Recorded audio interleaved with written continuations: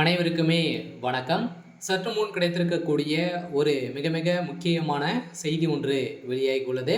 சற்று முன் ஸ்டாலின் ராஜினாமா பரபரப்பு, ஜனாதிபதி போட்ட அதிரடி உத்தரவு, ஆட்சி கலைப்பு, இது மாதிரி பார்த்தீங்கன்னா செய்திகள் வெளியாயிருக்கு. நேற்று நடந்த மதுரையில் நடந்த மாநாட்டில் பார்த்தீங்கன்னா அமித்ஷா அவர்கள் பார்த்தீங்கன்னா கலந்து கொண்டு மறைமுகமாகவே பேசியிருந்த நிலையில் இப்போ அதிரடியாக திமுக வருகின்ற சட்டமன்ற தேர்தலுக்காக வலுவை பெருத்து வரும் ஒரு கட்சியாக தான் இருக்குது அப்படின்ற மாதிரி முதல்வர் ஸ்டாலின் அவர்கள் பேசி வர்றாரு. இருந்தாலுமே இப்போ நடந்த டாஸ்மாக் உடைய ஊழலில் மிகப்பெரிய ஒரு ஊழல்வாதியாக தான் இந்த ஆட்சி நடந்துட்டு இருக்கு. அதே மாதிரி திமுகவுடைய ஒட்டுமொத்த கதையும் வருகின்ற சட்டமன்ற தேர்தலில் முடிந்துடும் அப்படின்ற மாதிரி தான் இப்போ அமித்ஷா அவர்கள் பார்த்தீங்கன்னா மதுரையில் நடந்த விழாவில் பேசியிருக்காரு. இந்த நிலையில் தான் அதிரடியாக இப்போ முதல்வர் ஸ்டாலின் அவர்கள் ராஜினாமா செய்வது மிக உறுதி அப்படின்ற மாதிரி தான் இப்போ வெளியே இருக்கு. சில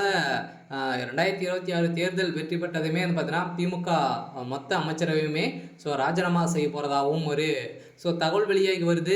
இந்த நிலையில் இப்போ அதிரடியாக இந்த டாஸ்மாக் உடைய நிறுவனத்தில் நடந்த ரயிலின் அடிப்படையெல்லாம் திமுகவுக்கு ஒரு மிகப்பெரிய ஒரு கேள்விக்குறியாகவே மாறி இருக்கு. இந்த நிலையில் தான் இப்போ பார்த்தீங்கன்னா அமித்ஷா அவர்கள் இந்த டாஸ்மாக் நிறுவனத்தில் நடந்த ஊழல் அடிப்படையில் இதில் தப்பித்து விட்டதாக திமுகவுடைய தலைமையகம் சந்தோஷத்தில் இருக்காங்க. இருந்தாலுமே இப்போ கூண்டோடு சிறைக்கு செல்வது உறுதியாகவே இருக்கு. சொல்ல பார்த்தீங்கன்னா இப்போ உதயநிதியுடைய நண்பர்கள், அதே மாதிரி இதில் தொழிலதிபர்கள் அனைவருமே சிக்கியிருந்தாங்க.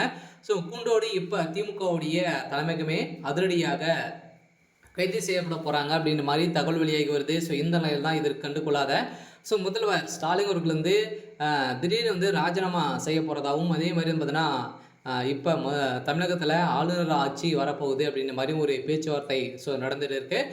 கூடிய விரைவில் வரப்போகுது அப்படின்ற மாதிரி தான் தகவல் வெளியாக இருக்குது. இருந்தாலுமே இப்போ பார்த்தீங்கன்னா அமித்ஷா அவர்கள் தமிழக வெற்றி கழகத்தில் பார்த்தீங்கன்னா பேச்சுவார்த்தைகள் நடந்துட்டு இருக்கு. அதனால் வருகின்ற சட்டமன்ற தேர்தலில் அதிமுக ஒரு மிகப்பெரிய ஒரு வெற்றியை பெரும். திமுக ஒரு படுதொலை அடையக்கூடிய விதமாக தான் இப்போ நடந்துட்டு இருக்கு.